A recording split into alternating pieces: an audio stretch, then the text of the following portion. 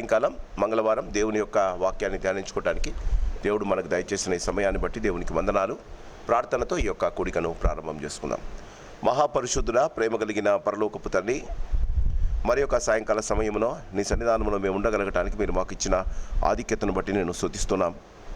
మా జీవితాలలో మీరు మాతో పాటు ఉండి మా ప్రభా మమ్ములను మా జీవితాలను కనికరించి భయంకరమైన ఎండవేడిమిలో మీ కాపుదల భద్రతను మాకిచ్చి మేము మా జీవితాలు నీ యందు భయభక్తులు కలిగి జీవించడానికి మీరు చూపుతున్న కృపను బట్టి నీకు వందనాలు. భయంకరమైన వాతావరణంలో కూడా మేము బయట తిరగడానికి నీ యొక్క కాపుదల భద్రతను మాకిచ్చి మా పనిపాట్లలో, మా పరిచర్యలో, మా ప్రయాణాలలో నీ తోడు సహాయము మాకు దయచేస్తున్నందుకు నీకు వందనాలు, స్తోత్రాలు చెల్లిస్తుంటున్నాం. మరి మా ప్రభా, మరి అక్కడక్కడ చెదిరి ఉన్న మా కుటుంబములను, మా బిడ్డలను మీరు దీవించి కాపాడి వారిని కూడా నీ సంరక్షణలో ఉంచుతున్నందుకు నీకు వందనాలు చెల్లిస్తుంటున్నాం. సంఘాన్ని ప్రేమించి సంఘంలోని ప్రతి కుటుంబాన్ని మీరు దీవించి కుటుంబంలోని ప్రతి వారికి మీరు ఇస్తున్న క్షేమము, భద్రత, ఆశీర్వాదం బట్టి నీకు వందనాలు. మరి సంఘంలో మరి మా తండ్రి VBS కార్యక్రమాల్లో కూడా ఈ దినం మొదటి దినంగా మేము ప్రారంభించుకొని ఉండటానికి అనేక బిడ్డలు వచ్చి నీ యొక్క పాటలు, నీ యొక్క మాటలు వినగలగటానికి, నేర్చుకోవటానికి మీరు ఇస్తున్న మా ప్రభా ప్రోత్సాహాన్ని బట్టి మీరు చూపుతున్న కృపను బట్టి నీకు వందనాలు. మరి వెకేషనల్ బైబిల్ స్కూల్లో మరి ఎన్నో కుటుంబాలు వారి దాతృత్వాన్ని బట్టి వారికి నూరంతల ఆశీర్వాదము దయచేయండి. మరి మా తండ్రి చిన్నతనమునందే చిన్న బిడ్డలు వారి యొక్క జీవితంలో మిమ్మల్ని కూల్చిన సరైన అవగాహన కలిగి సరైన సమయంలో నేను సొంత రక్షకుగా అంగీకరించగలిగిన కృప వారికి దయచేయవలసిందిగా వేడుకుంటూ ఉన్నాం. మరి మా ప్రభా సంఘాన్ని మీరు అనేక రీతులుగా దీవిస్తూ ఉన్నారు, మరి క్షమిస్తూ ఉన్నారు, ఆశీర్వదిస్తూ ఉన్నారు. సంఘంలో ఉన్న ప్రతి కుటుంబానికి మీరు క్షేమము, భద్రత, ఆరోగ్యాన్ని ఇస్తున్నందుకు నీకు వందనాలు. కొద్దిగా అనారోగ్యంగా ఉన్న సంగీతరావు గారి కుటుంబాన్ని మీరు జ్ఞాపకం చేసుకోండి. ఆయనకు కావలసిన ఆరోగ్యాన్ని మీరు దయచేయండి. అమ్మగారిని త్వరలో సంపూర్ణమైన ఆరోగ్యంతో సంఘానికి తోడుకొని రండి. మరి మా తండ్రి వారి కుటుంబాలను మీరు దీవించి ఆశీర్వదించండి. అలా ఎంతమంది అయితే మీ యొక్క సహాయం కొరకు మీ ఆరోగ్యకరమైన మా ప్రభా జీవితాన్ని గడపాలని ఆశిస్తూ ఉన్నారో వారందరినీ మీరు జ్ఞాపకం ఉంచుకొని వారి జీవితంలోని కార్యాలు జరిగించవలసిందిగా వేడుకుంటూ ఉన్నాం తండ్రి. మరి మా ప్రభా మరి సంఘంలోని ప్రతి కుటుంబము విశ్వాసములోను, క్రమశిక్షణలోను, భక్తి విశ్వాసములోను ప్రత్యేకంగా నిన్ను ప్రేమించి నీకు విధేయత కలిగి జీవించడంలోను మీ సహాయము మీరు మాకు దయచేయవలసిందిగా వేడుకుంటూ ఉన్నాం. ఈ సాయంకాల సమయంలో మరొకసారి దినవృత్తాంతముల గ్రంథంలో నుండి మేము కొన్ని వాక్యాలను మేము చదవాలని ఇష్టపడుతూ ఉంటుండగా ఆ వాక్యంలోని పారమార్థిక సత్యాలను మీరు మాకు నేర్పించి మా జీవితంలో కావలసిన నీ కృపను దయచేయవలసిందిగా వేడుకుంటున్నాం. మరి మా తండ్రి నీ కాపుదలను, భద్రతను మాకిచ్చి మా జీవితాల్లో మీరుండి మేము అన్ని విషయాల్లో నీలో ఎదగగలగటానికి, నీ ద్వారా మేము ఆశీర్వదింపబడటానికి కృప చూపించమని ఈ సాయంకాలపు దీవెనలు, ఆశీర్వాదాలు మాకందరికీ మరి వింటున్న వారికి దయచేయమని ప్రాణనాథుడైన యేసునామాన్ని అడిగి వేడుకుంటున్నాం మా పరమ తండ్రి, ఆమేన్. దినవృత్తాంతముల గ్రంథం 20వ అధ్యాయం. మొదటి దినవృత్తాంతముల గ్రంథం 20వ అధ్యాయం మొదటి నుండి చివరి దాకా ఉన్న వాక్య భాగాన్ని మనం చదువుకుందాం. దినవృత్తాంతముల గ్రంథం 20వ అధ్యాయము మొదటి నుండి చివరి దాకా. మరుసటి ఏట రాజులు యుద్ధమునకు బయలుదేరు కాలమున యోవాబు సైన్యములో శూరులైన వారిని సమకూర్చి అమ్మోనీయుల దేశమును పాడుచేసి వచ్చి రబ్బాకు ముట్టడి వేసెను. దావీదు యెరూషలేమునే ఉండగా యోవాబు రబ్బాను ఓడించి జనులను హతము చేసెను. దావీదు వచ్చి వారి రాజు తల మీదనున్న కిరీటమును తీసుకొనెను. దాని ఎత్తు 2 మణుగుల బంగారు, అందులో రత్నములు చెక్కి ఉండెను. దానిని దావీదు ధరించెను. మరియు అతడు బహు విస్తారమైన కొల్లసొమ్ము ఆ పట్టణములో నుండి తీసుకొని పోయెను. దాని అందున్న జనులను అతడు వెలుపలికి కొంచిపోయి వారిలో కొందరిని రంపములతో కోయించెను, కొందరిని ఇనుపదంతములతో చీరించెను, కొందరిని గొడ్డలతో నరికించెను. ఈ ప్రకారము అతడు అమ్మోనీయుల పట్టణములు అన్నిటికీ చేసెను. అంతటా దావీదును జనులందరూ యెరూషలేమునకు తిరిగి వచ్చిరి.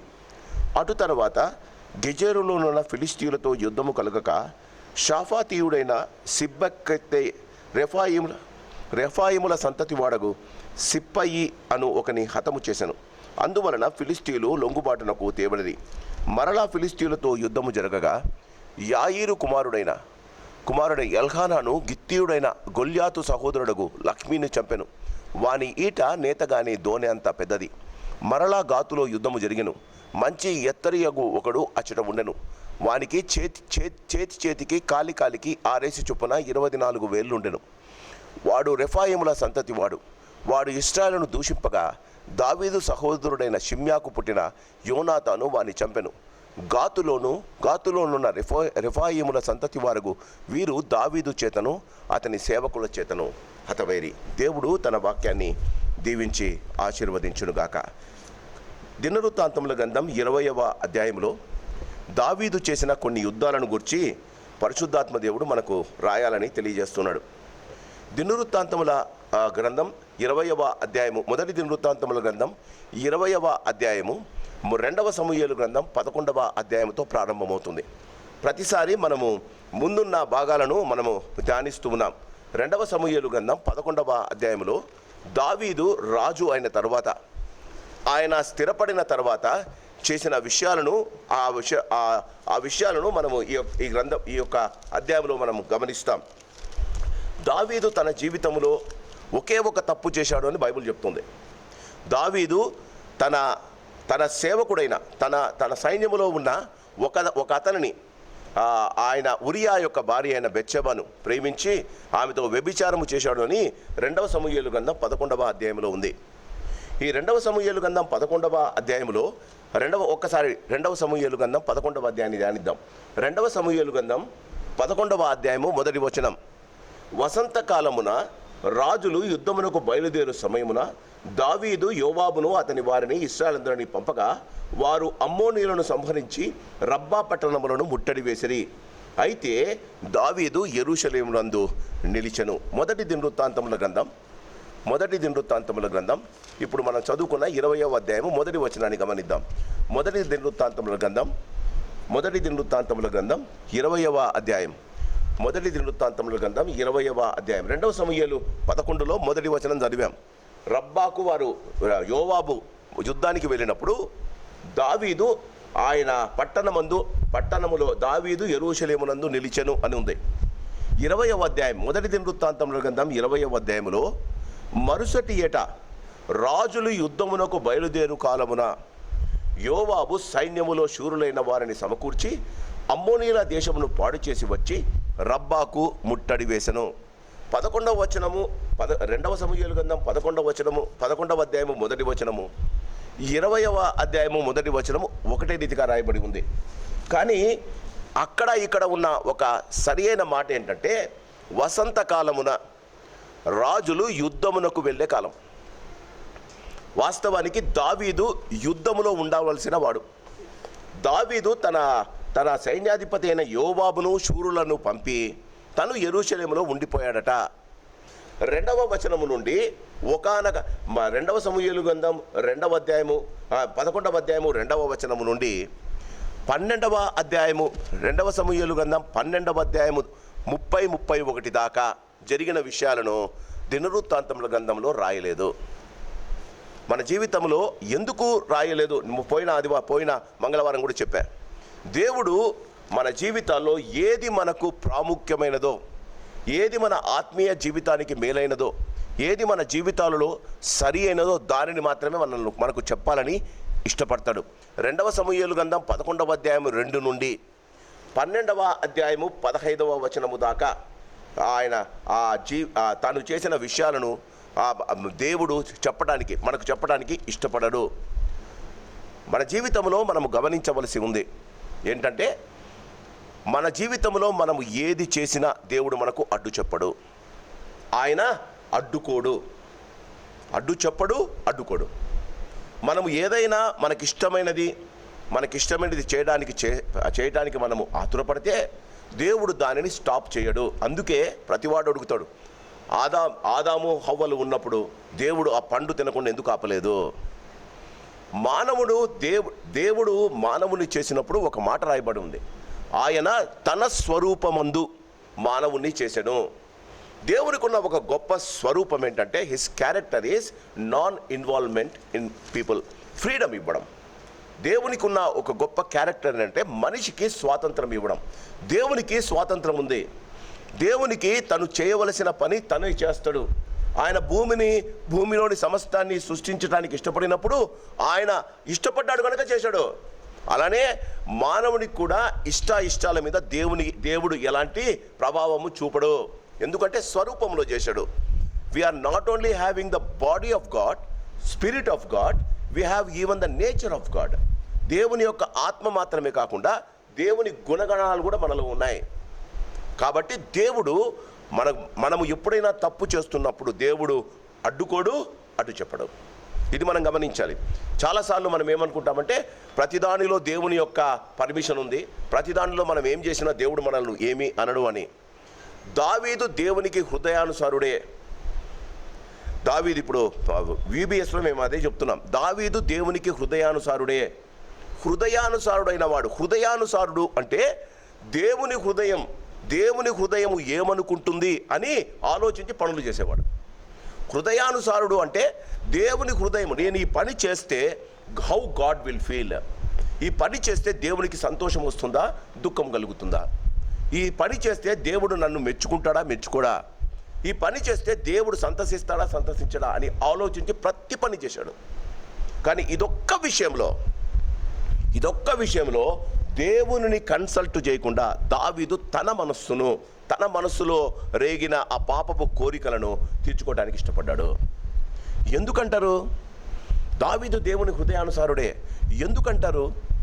ఈ వాక్యాలలో మనం చదివితే 2వ సమూయేలు 11, 1 దినవృత్తాంతములు 20లో ఒక మాట ఉంది, రాజులు యుద్ధమునకు బయలుదేరు కాలం అదే. It is the time for the Kings. వానలు పడుతున్నప్పుడు కానీ భయంకరమైన చలికాలంలో కానీ యుద్ధాలకు వెళ్ళరు. వాళ్ళు క్లైమేట్ బాగున్నప్పుడు, ఎండలు బాగా కాస్తున్నప్పుడు అది రాజులకు యుద్ధకాలం. ఆ యుద్ధకాలం అంటే ఇప్పుడు వేసవి కాలం. ఈ వేసవి కాలంలో యుద్ధాలకు వెళ్తారు. ఎందుకంటే దినాలలో ఎలాంటి గొడవలు ఉండవు, వానలు పడవు. వారు ఎక్కడైనా స్థిర నివాస, వారు ఎక్కడైనా క్యాంప్స్ వేసుకోవాలంటే కూడా వారికి కావలసినంత స్థలం ఉంటుంది, ఎలాంటి క్లైమాటిక్ ప్రాబ్లమ్స్ ఉండవు. కాబట్టి రాజులు ఇంకొక రాజు ముందుకు వెళ్ళాలి అంటే రాజనీతి ఏంటంటే ఈ యుద్ధ కాలంలో వెళ్ళాలి. దేవుడు దావీదును చేసింది రాజుగా. రాజునకు యుద్ధ కాలమున తన సైన్యాన్ని, తన దేశాన్ని విస్తరించే బాధ్యత ఉంది. దావీదు తన దగ్గర ఉన్న శూరులను పంపి శూరుడైన దావీదు ఉండిపోయాడు. గమనించాలి. అంటే ద టైప్ దేని కొరకు దేవుడు ఆయనను ఏర్పరచుకున్నాడో ఆ బాధ్యతను విస్మరించి, దేనికైతే దేవుడు ఆయనను రాజుగా చేసుకున్నాడో ఆ బాధ్యతను వదిలిపెట్టి తను రెస్ట్ తీసుకోవడానికి, అంటే తన జీవితంలో తను ఆ యుద్ధ కాలమున యుద్ధ భూమిలో ఉండటానికి ఇష్టపడలేదు.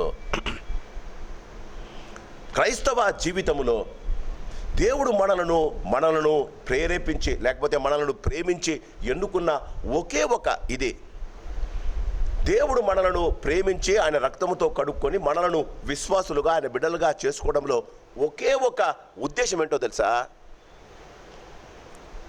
మొదటిది, నీవు ఈ లోకానికి చెందిన వాడవు కాదు.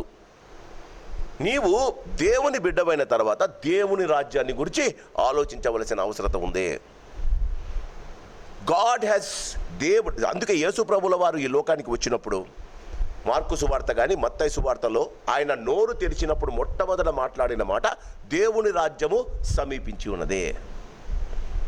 మనకు మన రాజ్యాన్ని గురించి, మన దేశాన్ని గురించి, జీవిస్తున్న పరిస్థితులను గురించి, మనము జీవిస్తున్న పరిసరాలను గురించి ఆలోచించడం ఎక్కువైంది. దేవుని రాజ్యాన్ని గురించి ఆలోచించడం చాలామంది తక్కువైంది. అందుకే చూడండి, రాజు యుద్ధ కాలమున యుద్ధానికి వెళ్ళలేదండి.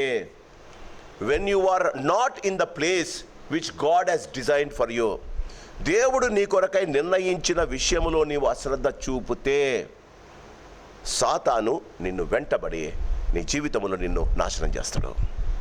ఇది మొదటి లైన్లో దేవుడు, అందుకే ఆ లైన్ను 2 సార్లు రాయించాడు. దినవృత్తాంతంలో కూడా పెట్టాడు. వసంతకాలమున, యుద్ధ కాలమున. యుద్ధములో రాజులు, అది కూడా క్లియర్గా రాశాడు, రాజులో యుద్ధమునకు బయలుదేరు కాలమున. దాని తర్వాత ఏం లేదు. మళ్ళా 2వ సమూయేలులో ఉన్న 11వ అధ్యాయంలోని కథ లేదు. ఆయన బెత్షెబాతో చేసిన వ్యభిచారం లేదు, నాతాను వచ్చి తిట్టడం లేదు, కుమార్తె చచ్చిపోవడం లేదు, ఏమీ లేదండి బైబిల్లో, దినవృత్తాంతంలో. ఎందుకు దేవుడు ఇదొక్క మాటను అంత స్పెసిఫిక్గా 2 సార్లు రాయించాడు?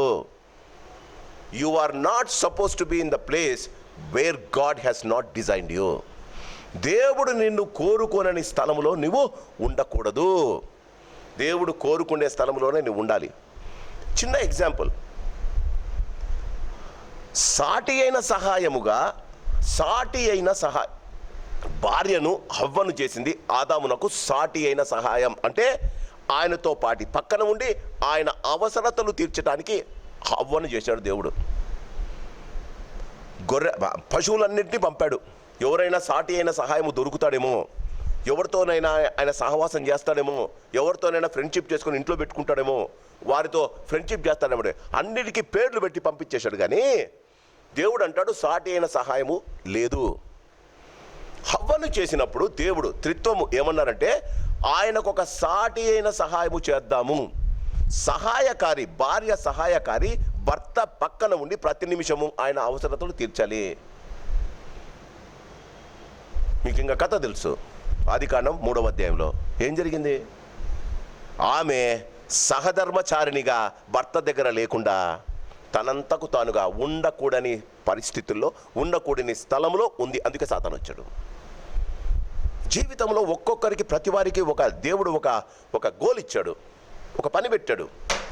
ఆ పనిలో మనం యథార్థంగా ఉంటే, ఆ పనిలో మనము విజయము పొందమా అన్నది అది దేవునికి వదిలేద్దాం. దేవుడు నన్ను నిర్ణయించి ఏ పనిలో నన్ను ఉంచాడో ఆ పనిలో నేను నిమగ్నమై ఉంటే సాతానుకు నీవు చోటివ్వవు. ఒకవేళ హవ్వ ఆదాము దగ్గర ఉండిందంటే, ఒకవేళ అదే సమయంలో ఆదాము చేను దున్నుతున్నాడో, లేకపోతే అక్కడున్న ఆ యొక్క పండ్లను కోస్తున్నాడో, లేకపోతే అక్కడున్న జీవులతో లేకపోతే పశువులతో ఆయన మాట్లాడుతున్నాడో మనకు తెలీదు. She is not in the place where God has designed her. Same thing happened here. దావీదు దేవుడు నిర్ణయించిన స్థలములో ఆయన లేడు. అందుకే సాతాను ఆయన పట్టుకున్నాడు. జీవితంలో మనం ఎప్పుడైనా ఓడిపోతూ ఉంటే ఒక్కసారి నెమరేసుకోండి. మనం ఓడిపోవడానికి కారణం we are in a wrong place at a wrong time. జీవితంలో మనము ఉండకూడని మన జీవితంలో చేయకూడని సమయములో, మన జీవితంలో క్రీస్తునందు ప్రియమైన వాళ్ళరా, ఎప్పుడైతే మనము ఉండకూడని స్థలంలో చేయకూడని సమయాన్ని, అంటే ఎలా వాడుకోవాలో దేవుడు ఇచ్చిన సమయానికి వ్యతిరేకంగా చేస్తామో సాతాను తప్పకుండా మన జీవితాల్లో మనల్ని వాడుకుంటాడు. What happens? దేవుడు నిర్ణయించిన సమయం, దేవుడు నిర్ణయించిన పని, దాన్ని వదిలిపెట్టి నువ్వు వేరే చోట ఉంటే దేవుడు నీతో ఉండడు. అందుకే యోసేపును గురించి మాట్లాడినప్పుడు యెహోవా అతనితో ఉండెను, యెహోవా అతనికి తోడై ఉండెను. యెహోవా అతనికి, why God has to be so specific? ఆదికాండం 37వ అధ్యాయంలో 3 సార్లు ఉంది యెహోవా అతనికి తోడై ఉండెను, యెహోవా అతనికి తోడై ఉండెను. మళ్ళీ 42, 43 దాంట్లో ఒక రాజుకు కల వచ్చినప్పుడు కూడా యెహోవా అతనికి తోడై ఉండెను. అంటే యోసేపునకు అన్నలు అమ్మేయడం, వారు ఆయన పోతీఫర్ ఇంట్లో ఉండడం దేవుడు ఆయనకు నిర్ణయించిన స్థలం. యోసేపు పోతీఫర్ వచ్చి ఆయనను జైలులో పెట్టడం దేవుడు నిర్ణయించిన స్థలం. కాబట్టి మన జీవితంలో గమనించండి. అందుకే మొదటి దినవృత్తాంతముల గ్రంథంలో ఇంతగా రాశారు. రెండవ సమూయేలు గ్రంథం 11వ అధ్యాయము 2వ వచనం. దీనిని గూర్చి పరిశుద్ధాత్మ దేవుడు రాయటానికి ఇష్టపడడం లేదు. పోయిన మంగళవారం కూడా చెప్పా. దావీదు ద్వారా జరిగిన ఈ విచారకరమైన సంఘటన గురించి చదివే వారికి ఒక్కసారి చెప్తే చాలని పరిశుద్ధాత్మ దేవుడు అనుకున్నాడట. The bad things what David has done, చదివే వారికి ఒకసారి చెప్తే చాలు అనుకున్నాడట. అందుకే దాన్ని రిపీట్ చేయలే. ఎంత దాకా రిపీట్ చేయలేదో తెలుసా? 11వ అధ్యాయము 2వ వచనము నుండి 12వ నుండి 12వ అధ్యాయము 30 వచనము దాకా రాయబడినది దినవృత్తాంతముల గ్రంథంలో లేదు. దినవృత్తాంతముల గ్రంథం 20వ అధ్యాయము 2-3 వచనాలు ఒకసారి చదువుకుందాం. దావీదు వచ్చి వారి రాజు తల మీదనున్న కిరీటమును తీసుకొనెను, దాని ఎత్తు 2 మణుగుల బంగారము, అందులో రత్నములు చెక్కి ఉండెను. దానిని దావీదు ధరించెను.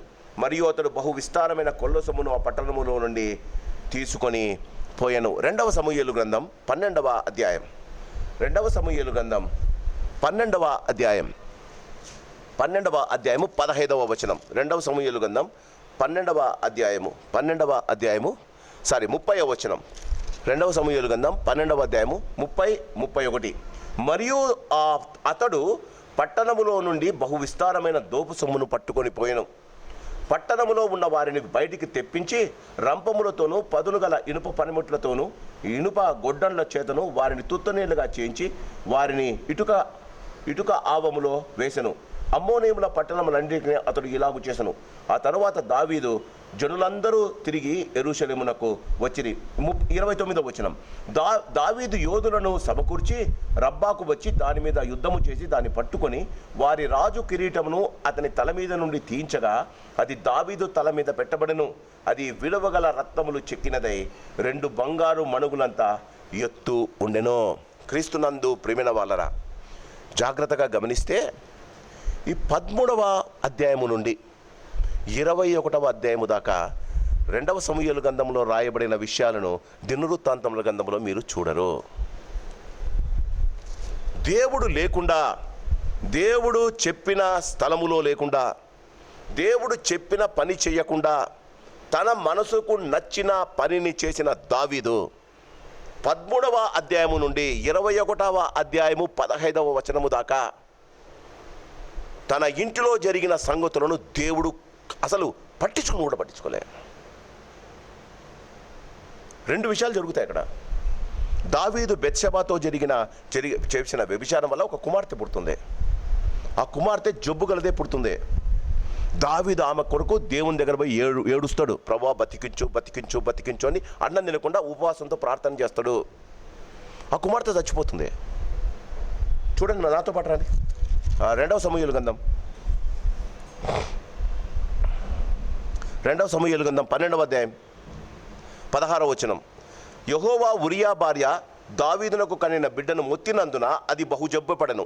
దావీదు ఉపవాసం ఉండి లోపలికి పోయి రాత్రి అంతే నేల మీద ఉండి బిడ్డ కొరకు దేవుని బతిమాలకొనగా ఇంటిలో ఎన్నికైన వారు లేచి అతనిని నేల మీద నుండి లేవనెత్తుటకు వచ్చిరి గాని అతడు సమ్మతింపక వారితో కూడా భోజనము చేయకుండెను. 7వ దినమున ఆ బిడ్డ చావగా. దావీదు ఇంట్లో ఒక కుమార్తె చచ్చిపోతే దేవుడు పరిశుద్ధాత్మ గ్రంథములో తిరిగి రాయటానికి ఇష్టపడలేదండి. There is a death in David's house. Daveedu 7 రోజులు ఉపవాసం చేశాడండి ఆ బిడ్డ కోసము. దినవృత్తాంతముల గ్రంథంలో దేవుడు దాన్ని పట్టించుకోలే. ఎందుకంటారు? God is not interested in what you do without his permission. నీవు చేసిన దానికి దేవుడు ఏ రీతిగా కాడు జవాబుదారీ కాడు. నీ జీవితంలో దేవుడు నీకు ఇచ్చిన పని కాకుండా నీవు ఏదో ఏరి కోరి చేసిన పాపానికి దానికి కావలసిన పర్యవసనం నీవే అనుభవించాలి. మొదటిది ఈ డెత్ జరిగింది. రెండవది 13వ అధ్యాయం. 13వ అధ్యాయానికి వచ్చే సమయానికి మీరు రెండవ సమూయేలు గ్రంథం 13వ అధ్యాయం. 13వ అధ్యాయంలో దావీదును ఒక కుమార్తె ఉంది. ఆ కుమార్తె పేరు తామారు. దావీదునకు ఒక కుమార్తె ఉంది. ఆ కుమార్తె పేరు తామాను. ఆ కుమార్తెను ఆమె అన్న అమ్మోను మోహిస్తాడు. 13వ అధ్యాయం మీరు చూడవలసిన పని లేదు. ఆ భయంకరమైన ఈయన వాళ్ళ నాన్న దగ్గరికి వెళ్ళి వానికి జ్వరం ఉంది, నాకు పరిచర్య చేయడానికి నా చెల్లెలను పంపమంటాడు. ఆ చెల్లెలు వచ్చి జ్వరములో ఉన్న అన్నకు కావలసిన సేవ చేయడానికి ఆమె ఇంటికి వస్తుంది. అఫ్కోర్స్ దావీదునకు 8 మంది భార్యలు. ఈ అమ్మోను ఒక భార్య కుమారుడు, ఈ తామారు ఇంకొక భార్య కుమార్తె. ఈ తామారు వచ్చి అమ్మోనుకు సేవ చేస్తుండగా ఈ అమ్మోను ఆమెను బలవంతం చేస్తాడు. బాగా గమనించండి. దీనివల్ల ఈ తామారు వాళ్ళ అన్న ఈ అమ్మోనును కొంతమంది రాజకుమారులు చంపేస్తాడు. అది కూడా దేవుడు రాయలే. దావీదు ఇంట్లో చాలామంది కొడుకులు చచ్చిపోతారండి. అది కూడా దేవుడు రాయలే. మూడవది బాగా గమనించండి. ఒక తప్పు 3 పర్యవసనాలు. మూడవది, తన కడుపున పుట్టిన అబ్షాలోమే తిరగబడతాడు. అది 21వ అధ్యాయం. అబ్షాలోము చచ్చిపోయేదాకా పరిశుద్ధాత్మ దేవుడు దాన్ని మెన్షన్ చేయలే. దావీదు యొక్క తప్పు యొక్క పర్యవసనాలను దినవృత్తాంతముల గ్రంథంలో దేవుడు రాయలేదు. క్రీస్తునందు ప్రియమైన వాళ్ళని గమనించండి. చాలామంది మనం అనుకుంటాం జీవితంలో ఒకే ఒక తప్పు చేశాడంట దావీదు. ఆ తప్పు చేయడం వల్ల దేవుడు ఆయనను శిక్షించాడు. తప్పు చేసిన దావీదు నాతాను వచ్చినప్పుడు ఒప్పుకున్నాడు. నేను పాపము చేశానని ఒప్పుకున్నాడు. 51 కీర్తన కూడా రాసుకున్నాడు. కానీ దేవుడు ఆయన చేసిన తప్పును క్షమించలేదు. దానికి ఆయన హృదయాన్ని క్షమించాడు, కానీ శారీరకంగా చేసిన తప్పును దేవుడు క్షమించలేదు. తన జీవితంలో 3 భయంకరమైన సంఘటనలు జరిగాయి. అది 21వ అధ్యాయము దాకా క్రీస్తునందు ప్రేమిన వాళ్ళని గమనించాలి. 21వ అధ్యాయము దాకా తన జీవితంలో జరగడం, దినవృత్తాంతముల గ్రంథం జీవితంలో 2వ సమూయేలు గ్రంథం 21వ అధ్యాయము దాకా దేవుడు దాని గురించి రాయడానికి ఇష్టపడలేదు. మన జీవితంలో ఇది గమనించాలి. జీవితంలో మనం చేసినదంతా దేవుడు రికార్డు చేస్తుంటాడు కదా. మనము చేసిన మంచికి దేవుడు పరలోకంలో మనకు ప్రతిఫలం ఇస్తాడు. మనము చేసిన చెడ్డకు ఈ లోకంలోనే నువ్వు అనుభవించవలసి వస్తుంది. గమనించాలి. ఎందుకు? మనం యేసు రక్తం చేత కడగబడిన వారం. యేసయ్య మన మంచిని బట్టి కాదు, ఆయన కృపను బట్టి మనల్ని కుమారులుగా చేసుకొని పరలోకం ఇచ్చాడు. క్రీస్తునందు ప్రియమైన వాళ్ళరా, దావీదు అందుకే ఈ లోకములోనే తను చేసిన పాపానికి కావలసిన ఫలితాన్ని అనుభవించాడు. జీవితంలో రాజు నాతాను వచ్చి ఒక మాట అంటాడు, నీకు అప్పటికి 6 మంది భార్యలు, నీకు 6 మంది భార్యలు ఉన్నారు, రాజబిడ్డలను చేసుకున్నావు, రాజకుమార్తెలను చేసుకున్నావు, 6 మంది భార్యలు నీకున్నారు కదా, నీకు కావాలంటే ఇంకొక భార్యను ఇచ్చేవాని కదా, ఇంకొకని భార్య నువ్వు ఎందుకు తీసుకున్నావని దేవుడు నాతాను ద్వారా అడిగిస్తాడు. మన జీవితాల్లో గమనించండి, దేవుడు ఎందుకు దావీదును ఇంతగా శిక్షించాడు? తప్పొప్పుకున్న తర్వాత కూడా ఎందుకు శిక్షించాడు? క్రీస్తునందు ప్రియమైన వాళ్ళని గమనించాలి. ఎందుకంటే తన జీవితంలో దేవుణ్ణి బాగా ఎరిగినవాడు, దేవునికి హృదయానుసారుడు. ఆయన దేవుడు దేనికి కోపపడతాడు కూడా బాగా తెలిసినవాడు, దేవుడు దేన్ని మెచ్చుతాడో కూడా తెలిసినవాడు. కానీ తన జీవితంలో తను ఒక్కసారి తన శారీరక కోరిక తీసుకోవడానికి తప్పు చేశాడు. మన జీవితాల్లో మనల్ని ఒకసారి పరీక్ష చేసుకోవాలి. మన జీవితంలో దేవుడు ఇది చేయటానికి ఒకే ఒక కారణం, దేవుడు తనకిచ్చిన పనిని చేయటానికి ఇష్టపడలేదు. మన జీవితంలో దేవుడు మనకిచ్చిన పని ఒకే పని అండి, పరలోకాన్ని గురించి ఆలోచించడం, వాటికి ఎంతమందిని కావాలంటే అంతమందిని మనం తీసుకెళ్ళడం. అది తప్ప మనం వేరేవి చాలా ఆలోచిస్తాం. మన జీవితంలో దేవుడు ఆయన వెళ్ళేటప్పుడు నేను చెప్పా కదా, హోంవర్క్ ఒకటే ఇచ్చాడు, సర్వలోకానికి వెళ్ళి సర్వ సృష్టికి సువార్త ప్రకటించాడు. క్రీస్తునందు ప్రియమైన వాళ్ళరా, దినవృత్తాంతముల గ్రంథం 20వ అధ్యాయం, ఈ 21వ అధ్యాయము 14 వచనం దాకా, 2వ సమూయేలు 13వ అధ్యాయము నుండి 21వ అధ్యాయము 14 వచనం దాకా రాయబడిన వాటిని దేవుడు పట్టించుకోలేదు. మీరు గమనించండి. 13, 14, 15, 16, 17, 18, 19, 20, 21 9 అధ్యాయాలు దినవృత్తాంతముల గ్రంథంలో లేదు. మళ్ళా అగైన్ 2వ సమూయేలు గ్రంథం 21వ అధ్యాయం, 2వ సమూయేలు గ్రంథం 21వ అధ్యాయం, 2వ సమూయేలు గ్రంథం 21వ అధ్యాయం 15వ వచనం, ఫిలిష్తీయులకును ఇశ్రాయేలుకును యుద్ధము మరలా జరగగా దావీదు తన సేవకులతో కూడా దిగిపోయి ఫిలిష్తీయులతో యుద్ధము చేయనప్పుడు అతడు సొమ్మశీలను, అతడు రెఫాయిముల సంతతి వాడు ఇష్బి బేనోబా అను ఒకడు ఉండెను. అతడు ధరించి ఉన్న ఖడ్గము కొత్తది, వాని ఈటె 300 తురుముల ఎత్తు ఇత్తడి గలది.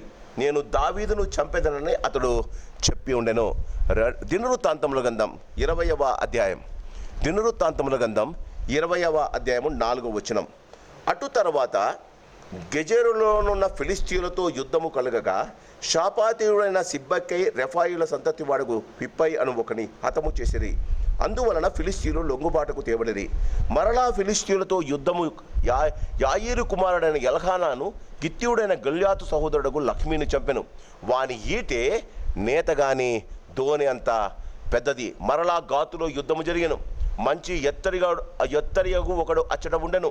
వాని చేతికి కాలికి 6 చొప్పున 24 వేళ్ళుండెను. వాడు రెఫాయముల సంతతి, వాడు క్రీస్తునందు ప్రియమైన వాళ్ళరా, వాడు ఇశ్రాయేలును దూషింపగా. 2 సమూయేలు గ్రంథం 21వ వచనంలో వాడు ఏమని దూషించాడో, నేను దావీదును చంపుతాను అన్నాడు. పరిశుద్ధాత్మ దేవుడు అది అక్కడ రాయించలే. బాగా గమనించండి. ఇక్కడ చూడండి, 2 సమూయేలు గ్రంథం 21వ అధ్యాయము, 2 సమూయేలు గ్రంథం 21వ అధ్యాయము, క్రీస్తునందు ప్రియమైన వాళ్ళరా 16వ వచనం. అప్పుడు రెఫాయిముల సంతతి వాడు ఇష్బీబేబెను అని ఒకడు ఉండెను. అతడు ధరించిన ఖడ్గము కొత్తది, వాని ఈటే 300 తులముల ఎత్తు ఇత్తడి గలది. నేను దావీదును చంపెదనని వాడు చెప్పి ఉండెను. 2 సమూయేలు 21లో ఐ విల్ కిల్ డేవిడ్ అని వాడు ప్రామిస్ చేశాడు. దినవృత్తాంతముల గ్రంథంలో దావీదును ఛాలెంజ్ చేసిన వాని గురించి దేవుడు పట్టించుకోలే. అంటే ఒకనికి జీవం ఇచ్చినా, ఒకనికి మరణం ఇచ్చినా దేవుని యొక్క సమయంలోనే జరగాలి. చూడండి, ఈ 20వ అధ్యాయము, దినవృత్తాంతం 20వ అధ్యాయంలో ఏమంటాడు? వాడుతో 7వ వచనం, వాడు ఇశ్రాయేలీయులను దూషించగా. వాస్తవానికి వాడు దావీదునే దూషించాడు. దావీదు ఒక మాట మీరు గమనించాలి. 2 సమూయేలు గ్రంథం 21వ అధ్యాయానికి వచ్చే సమయానికి ఒకసారి 2 సమూయేలు 21 చూడండి. మనం కొంచెం ధ్యానిద్దాం. దావీదు తన ఇంటిలో జరుగుతున్న పరిస్థితులు, ఇంటిలో భయంకరమైన కొట్లాట్లు జరుగుతున్నాయి. ఆ కుమారులు ఒకరితో ఒకరు చంపుకుంటున్నారు. తను అత్యంతంగా ప్రేమించిన చక్కటి అబ్షాలోము చచ్చిపోయాడు. అమ్మోనును చంపేశారు. దావీదు ఇంకొక కుమారుని చంపేశాడు. భయంకర తనకు ఒక కుమార్తె చెరపబడింది. ఆమె రాజమందిరంలో లేదు. తన ఇంటిలోని పరిస్థితులు చాలా భయంకరంగా ఉన్నాయి. భయంకరంగా ఉన్న తన జీవితంలో తను తెలుసుకున్న సత్యం ఏంటంటే, తను రాజు. యుద్ధానికి వెళ్ళేటప్పుడు రాజు ముందుండాలి. పరిస్థితులు ఎలా ఉన్నా తను ఒకసారి చేసిన తప్పుకు తను కావలసినంత పర్యవసనం ఎదురు చూశాడు. అందుకే 2 సమూయేలు గ్రంథం 21వ అధ్యాయం, 2 సమూయేలు గ్రంథం 21వ అధ్యాయంలో క్రీస్తునందు ప్రియమైన వాళ్ళరా ఒక్కసారి చూడండి. 2 సమూయేలు గ్రంథం 21వ అధ్యాయము, 2 సమూయేలు గ్రంథం 21వ అధ్యాయంలో ఫిలిష్తీయులకును ఇశ్రాయేలుకును యుద్ధము మరలా జరగగా దావీదు తన సేవకులతో కూడా దిగిపోయి ఫిలిష్తీయులతో యుద్ధము చేయనప్పుడు అతడు సొమ్మసిల్లెను. దావీదుని గురించి మొట్టమొదటిసారి రాయబడి ఉంది. ఏమనుకుంటారు? ఎందుకు అనుకుంటారు? యుద్ధ నైపుణ్యం కలిగిన వాడు, ఎక్కడికి వెళ్ళినా యుద్ధాలను జయించేవాడు. ఎందుకు సొమ్మసిల్లాడండి? His body was not cooperating with his feelings. తన ఇంటిలో జరుగుతున్న పరిస్థితులు, తను చేసిన తప్పు తనను కలిచివేస్తుంది. ఒక తప్పుకు మూడు పర్యవసనాలు చూడడం తన జీవితంలో తట్టుకోలేకపోయాడు. అయినా యుద్ధానికి వెళ్ళాడు. ఎందుకంటారు? ఒకసారి చేసిన తప్పును ఇంకొకసారి సొమ్మసిల్లాడట. సొమ్మసిల్లిన తర్వాత అదే అధ్యాయం క్రీస్తునందు ప్రియమైన వాళ్ళరా, అదే అధ్యాయంలో క్రీస్తునందు ప్రియమైన వాళ్ళ చూడండి, వాళ్ళు ఏమంటారో చూడండి. 17వ వచనం, సెరియా కుమారుడైన అభిషై రాజును ఆదుకొని ఆ ఫిలిష్తీయుని కొట్టి చంపాడు. ఎవడైతే చంపుతాడో వారిని అభిషై అనే అతను చంపేశాడు. చంపేసి ఏమంటాడు చూడు, దావీదు జనులు దీన్ని చూచి ఇశ్రాయేలునకు దీపమగు నీవు ఆరిపోకుండానట్లు నీవు ఇక మీదట మాతో కూడా యుద్ధమునకు రావద్దని అతని చేత ప్రమాణము చేయించిరే. రాజు ముందు చేస్తున్నట్టు యుద్ధం చేయడంలే. రాజు ముందులాగా చాకచక్యంగా యుద్ధం చేసి అందరిని చంపడానికి ఆయన మనస్సు యుద్ధం మీద పెట్టలేకపోతున్నాడు. ఆయన బైబిల్లో చూసాము, ఆయన సొమ్మసిల్లిపోయాడు, అంటే ఫ్రంటే పడిపోయాడు. కానీ దినవృత్తాంతముల గ్రంథం 20వ అధ్యాయంలో దావీదు చేసిన యుద్ధాలను గురించి రాస్తాడు. అంటే ఒకసారి యుద్ధానికి పోకుండా తన జీవితంలో జరిగిన ఈ భయంకరమైన విషయాన్ని తన జీవితంలో ఇంకొకసారి చేయడానికి ఆయన ఇష్టపడలేదు. అందుకే ఒక్కసారి నాతో పాటి అపోస్తుల కార్యములు 13వ అధ్యాయం, అపోస్తుల కార్యములు 13వ అధ్యాయం 116వ పేజీ.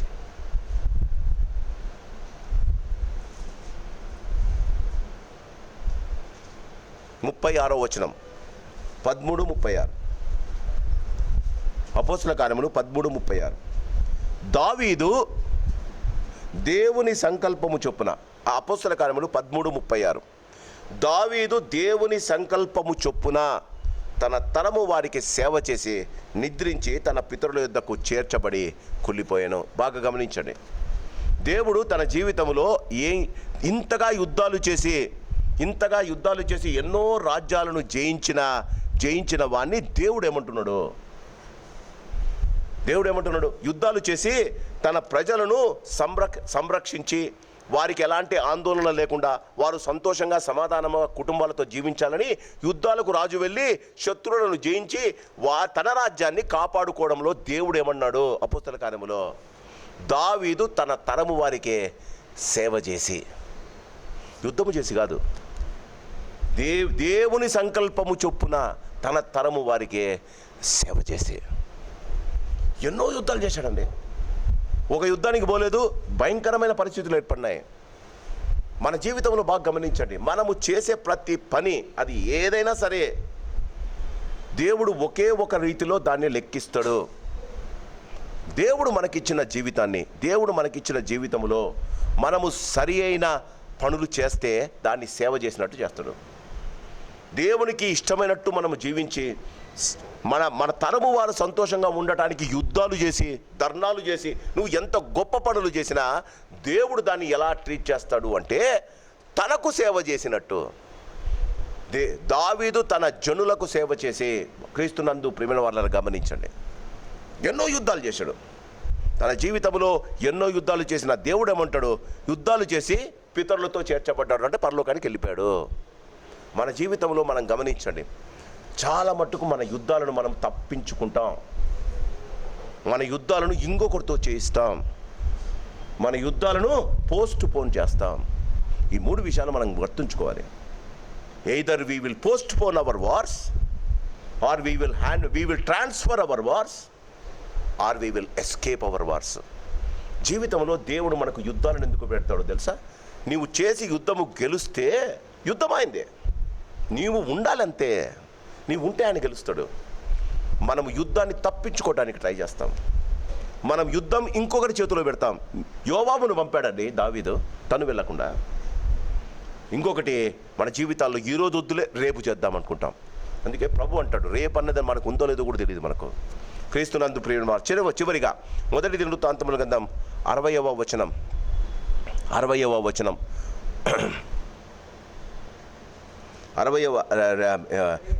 అధ్యాయం 8వ వచనం. గాతులో ఒక్కసారి 7వ వచనం, వాడు ఇశ్రాయేలును దూషింపగా దావీదు సహోదరుడైన షిమ్యాకు పుట్టిన యోనాతాను వానిని చంపెను. ఎందుకు ఇది ఇంతగా రాశారు 20వ అధ్యాయంలో? జాగ్రత్తగా గమనిస్తే 2వ సమూయేలు 11లో కానీ మరి 1 దినవృత్తాంతములు 20వ అధ్యాయంలో కానీ దావీదు బైబిల్ను బాగా చదివితే దావీదు యోవాబు పక్కన వేరే కుటుంబంలో ఉన్న యుద్ధ శూరులను యుద్ధానికి తీసుకొని వెళ్ళేవాడు. చూడండి, మీరే చూడండి. 2వ సమూయేలు గ్రంథం 11వ అధ్యాయం 2వ సమూయేలు గ్రంథం 11వ అధ్యాయం 1వ వచనం. వసంతకాలమున రాజులు యుద్ధమునకు బయలుదేరు సమయమున దావీదు యోవాబును అతని వారిని ఇశ్రాయేలు అందరినీ పంపగా, ఎవరిని పంపాడండి? యోవాబును అతని వారిని అంటే యోవాబు ఇంటి వారిని పంపాడు. అదే ఉందా? యోవాబును అతని వారిని.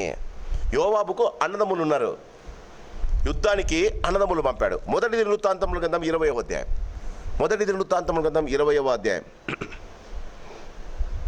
1వ వచనం. మరుసటి ఏట రాజులు యుద్ధమునకు బయలుదేరు కాలమున యోవాబు సైన్యములో శూరులైన వారిని సమకూర్చి, ఇందులో యోవాబు వాళ్ళ ఫ్యామిలీ వాళ్ళు ఉన్నారు, కానీ జాగ్రత్తగా గమనిస్తే అందులో దావీదు కుటుంబం వాళ్ళు ఎవరు లేరు. ఎందుకంటారు? యుద్ధానికి పోతే చచ్చిపోవచ్చు కదా. You want to protect your own people. క్రైస్తవ విశ్వాస జీవితంలో ఇది చాలా ఇంపార్టెంట్. మన జీవితంలో మన పిల్లలను మనం కాపాడుకుందాం అనుకుంటారు. ఒకసారి ఈ 20వ అధ్యాయము మొదటి వచనంలో అయిపోయింది. ఇంకా రాజు తప్పు చేశాడు, యుద్ధానికి పోలేదు, భయంకరమైన పరిమాణాలు జరిగాయి. 2వ వచనం నుండి దావీదు యుద్ధంలో నిలబడ్డాడు. అదే కాదు, దావీదు తనతో పాటు తన అన్నదమ్ములు కూడా తీసుకెళ్ళాడు, తన తన తన కజిన్ బ్రదర్స్ కూడా తీసుకెళ్ళాడు. చూడండి, మీరే చూడండి. 20వ అధ్యాయము 7వ వచనం. వాడు ఇశ్రాయేలీయులను దూషింపగా దావీదు సహోదరుడైన షిమ్యాకు పుట్టిన యోనాతాను వారిని ఎంత క్లియర్గా ఇచ్చాడు. ఎవరంట? షిమ్యోను, దావీదు యొక్క అన్న కొడుకు వెళ్ళి యుద్ధంలో వాడిని చంపేశాడు. ఇప్పుడు అన్న ఉన్నాడు యుద్ధంలో, అన్న కొడుకు ఉన్నాడండి యుద్ధంలో.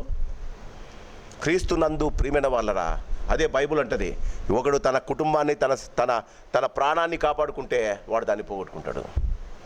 ఆయన కొరకు ఆయన లోకాన్ని గురించి దేవుని మాట కొరకు ఆయన కొరకు మన జీవితాలను పరంగా పెడితే ఆయన రక్షించుకుంటాడు. అందుకే ఈ మాట ఇక్కడ రాశారు. మొదటి మాట, శూరులను తీసుకొని వెళ్ళాడు. దావీదు అంటాడు, మా ఫ్యామిలీ వాళ్ళు ఎవరు రారయ్యా, మీరు పోండి యుద్ధాలకు. 20వ అధ్యాయము చివరి వచనానికి వచ్చేటప్పటికి వాళ్ళ అన్న కొడుకు దావీదు పక్కన నిలబడ్డాడు. దావీదుని కూడా చంపడానికి వస్తే వాడిని చంపాడంట. అది వాక్యంలో ఉంది. క్రీస్తునందు ప్రియమైన వాళ్ళరా, గాతులో ఉన్న రెఫాయిముల సంతతి వారికి వీరు దావీదు చేతను అతని సేవకుల చేతను హతులైరే. క్రీస్తునందు ప్రియమైన వాళ్ళరా, మొదటి వచనములో దావీదు యుద్ధానికి పోలే, చివరి వచనములో దావీదు అన్ని యుద్ధాల్లో ఉన్నాడు. There is a saying in English, until unless you feel it, until unless you know it, you will never avoid it. జీవితంలో నీవు నేర్చుకునేంత దాకా, జీవితంలో నీకు తెలిసేదాకా దాని గురించి మనం నేర్చుకోలేమట, దాని నుంచి మనం దూరంగా ఉండలేమట. చిన్న అధ్యాయం కానీ దావీదుని గురించి దేవుడు మనకు చాలా విషయాలు చెప్పాలని ఇష్టపడతాడు. వెరీ స్మాల్, 8 వచనాల్లో దేవుడు మనకు కావలసినంత ఇన్ఫర్మేషన్ ఇస్తున్నాడు. ఒకటి, నీ జీవితంలో నీవు పాపము చేస్తే, పాపము చేయటానికి పురస్కరిస్తే, నీ శరీరాన్ని పాపము వైపు తిప్పుకుంటే దేవుడు నీకు అడ్డు చెప్పడు, అడ్డుకోడు. గుర్తుంచుకో. ఎందుకు? నీ పాపము నిన్ను తరిమి పట్టుకుంటుంది. నీ పాపము, నువ్వు చేస్తున్న పాపం, నువ్వు చేసిన పాపం, ఒప్పుకోని పాపం నీ జీవితంలో మనం దాన్ని అనుభవిస్తాం. రెండవది, విశ్వాసి అయినవాడు, దేవునికి హృదయానుసారుడైన, దేవుని మాటలను సంపూర్ణంగా వినేవాడైనా జీవితంలో ఒక పాపానికి 3 పరిమాణాలు ఉంటాయి. గమనించండి. For every one sin, unrepented sin. నువ్వు దావీదు రాతన్ దగ్గర ఒప్పుకున్నాడు, నేను దేవుని ఎదుట పాపం చేశానని 51వ వచనం కీర్తన రాశాడు. కానీ పర్యవసనాలు, దేవుని బిడ్డలు పాపము చేస్తే పర్యవసనాలు మూడు రీతులుగా జరుగుతాయి. మొదటిది, ఇంటిలో భయంకరమైన అవమానకరమైన కార్యాలు. రెండవది, అన్నదమ్ముల మధ్య సఖ్యత ఉండకుండా వారి మధ్య కోపతాపాలు, ఒకరొకరు భయంకరమైన తిరుగుబాటుదారులుగా తయారవుతారు. మూడవది, there will be death in the home. మూడవది, మన ఇంట్లో మరణం ఉంటుందట. క్రీస్తునందు ఇది సామాన్యమైన మరణం కాదు. అమ్మోన్ అనేవాడు చిన్న పిల్లోడండి. ఈ మేబీ అరౌండ్ 25-26 ఇయర్స్. ఆ 26 ఇయర్స్ వాడు చంపేస్తాడండి ఇవన్నీ. వాళ్ళ తమ్ముడు ఇంకొక అన్న చంపేస్తాడు, తామారు వాళ్ళ అన్న చంపేస్తాడు, ఇంటికి పిలిచి చంపేస్తాడు. బాగా గమనించండి. తర్వాత తన కుమారుడైన, తను ఎంతగానో ప్రేమిస్తున్న కుమారుడైన అబ్షాలోము తిరగబడతాడు. అబ్షాలోము వల్ల రాజ్యం వదిలి ఆయన సంవత్సరాల కొద్ది బయట తిరుగుతాడు. ఇందులో అబ్షాలోము చేసిన తిరుగుబాటులో అప్పటిదాకా దావీదుతో ఉన్న ఆయన అనుచరులు, ఆయన బంధువులు అబ్షాలోముతో చేరుతారు. నీ పక్కనున్న వారే నీ శత్రువులతో చేతులు కలుపుతారు. క్రీస్తునందు ప్రియమైన వాళ్ళరా, అందుకే దావీదు గురించి మనకింత విపులంగా చేస్తున్నాడు దేవుడు. రెండవది, God is not interested what is happening in your life because of the consequences what you have done. నీవు చేసిన దానికి పర్యవసనాలు అనుభవించేటప్పుడు దేవుడు దాని గురించి ఆలోచించడు, సహాయం కూడా చేయడు. మూడవది, ఒక్కసారి దావీదు తన జీవితంలో ఒక యుద్ధానికి మాత్రమే వెళ్ళలే. తను సొమ్మసిలిన, even if I faint in the war, I will be there in the war, I don't want to be in the home. నా జీవితంలో నేను దావీదు వాళ్ళు అన్నారంట, అయ్యా నువ్వు మాకు ల్యాంప్ లాంటి వానివి, నువ్వు మాకు కాగడా లాంటి వానివి, నీవు చచ్చిపోతే వద్దు, నువ్వు ఇంటిలో ఉండి మేము చేస్తాం నీ యుద్ధాలు అన్నారట. దావీదు భయపడ్డాడండి. ప్రతి యుద్ధంలో ముందుండాడు దావీదు. ఎందుకంటారు? ఎప్పుడైతే మనం బలహీనులమో అక్కడే సాతాను మనల్ని వెంటాడి పట్టుకుంటుంది. Where you are weak, there only Satan will attack. దావీదు ఆ సాతానుకి ఇంకొకసారి అవకాశం ఇవ్వడానికి ఇష్టపడలేదు. అందుకే పౌలు దావీదును గురించి అంటాడు, ఆయన బెత్షెబా విషయంలో తప్ప దావీదు ఎక్కడ దేవునికి విరోధంగా ఏ పాపం చేయలేదట. మనల్ని మనం పరీక్షించుకోవాలి. మన జీవితాల్లో దావీదు దేవుని హృదయానుసారికే ఇంత భయంకరమైన పనిష్మెంట్ ఉంటే మన జీవితాలు ఎలా ఉంటాయో మనం పరీక్షించుకోవాలి. చిన్న అధ్యాయం, శ్రేష్టమైన ఉపదేశం. దేవుడు ఈ వాక్యాన్ని దీవించి మన జీవితాల్లో జాగ్రత్త కలిగి జీవించి, దేవుడు మనల్ని చేసుకున్నది, దేవుడు మనకిచ్చిన పనిని యథార్థంగా చేసి, మనం ఏ పని చేయడానికి దేవుడు మనల్ని ఎన్నుకున్నాడో ఆ పనిలో యథార్థంగా 100% చేయగలిగితే దేవుడు మనలను, మన కుటుంబాలను దీవించి, దావీదు ఎదుర్కొనే ఈ భయంకరమైన పరిస్థితుల నుండి మనకు విడుదలనిస్తాడు. దేవుడు ఈ వాక్యాన్ని దీవించి ఆశీర్వదించును గాక. ప్రార్థన చేసుకుందాం. మహాపరిశుద్ధుడా, ప్రేమ కలిగిన పరలోకపు తండ్రి, నీ ఘనమైన నామానికి వందనాలు, స్తోత్రాలు చెల్లిస్తుంటున్నాం. మరొకసారి మా ప్రభువా, ఈ సాయంకాల సమయంలో మరి మొదటి దినవృత్తాంతములు 20వ అధ్యాయం నుండి నీ వాక్యాన్ని ధ్యానించుకోగలిగిన కృప మీరు మాకు ఇచ్చినందుకు నీకు వందనాలు. మరి మా తండ్రి, దావీదు జీవితంలో ఆయన ఏదైతే తన వ్యక్తిగతంగా, తన ఆలోచన పరంగా, శారీరరీతిగా ఆయన చేసిన విషయాలను దినవృత్తాంతముల గ్రంథంలో మీరు తిరిగి రాయటానికి పరిశుద్ధాత్మ దేవుడు ప్రేరేపణ లేదని మేము తెలుసుకొని భయపడుతున్నామయ్యా. మా జీవితాల్లో మేము చేసిన చిన్న చిన్న పొరపాట్లు, వాటికి మేము అనుభవిస్తున్న విధానం, జీవిత విధానం బట్టి మేము బహుజాగ్రత్తగా మా జీవితాన్ని మసలుకోగలిగిన కృపను మాకు ఇవ్వండి. దావీదు ఒక్క యుద్ధానికి వెళ్ళలేక తన జీవితంలో ఎంత భయంకరమైన మా ప్రభా మరి విషయాలను ఎదుర్కోవలసి వచ్చిందో తన జీవితంలో జ్ఞాపకం ఉంచుకొని తన జీవితంలో సొమ్మసిల్లిన యుద్ధ భూమిలో ఉండటానికి ఇష్టపడినట్టు మా జీవితాల్లో కూడా, మా శేష జీవితంలో మేము జాగ్రత్త కలిగి మరి మా తండ్రి మీరు మాకు ఇచ్చిన పనిలో చురుకుగా ఉండి నీ కొరకై జీవించగలిగిన కృప మాకు ఇవ్వండి. మరి మా ప్రభా, ఎలాంటి స్వార్థపూరితమైన సేవ మేము చేయకుండా మిమ్మల్ని గణపరుస్తూ మీ నామాన్ని హెచ్చిస్తూ నీ కొరకై జీవించగలిగిన కృప మాకు దయచేయమని ఈ సాయంకాలం నీ వాక్యము చేత మమ్మల్ని పోషించినందుకు నీకు వందనాలు చెల్లిస్తూ, నీ యొక్క కృపా కాపుదల భద్రత మాకు ఇచ్చినందుకు నీకు వందనాలు చెల్లిస్తూ, వచ్చిన వారిని, రాలేని వారిని, సంఘంలో ఉన్న ప్రతి వారిని దీవించి ఆశీర్వదించమని యేసు నామాన్ని అడిగి వేడుకుంటున్నాం మా పరమ తండ్రి. ఆమేన్. పరమ తండ్రి ప్రేమ, ప్రభు యేసు వారి కృప, పరిశుద్ధాత్మదేవుని అన్యోన్య సహవాసం చేరి వచ్చిన మనకును, రాలేని వారికి ఆయన కృపా కాపుదల భద్రత ఇప్పుడు ఎల్లప్పుడు సదాకాలము తోడై ఉండును గాక. ఆమేన్. God bless you. Good night.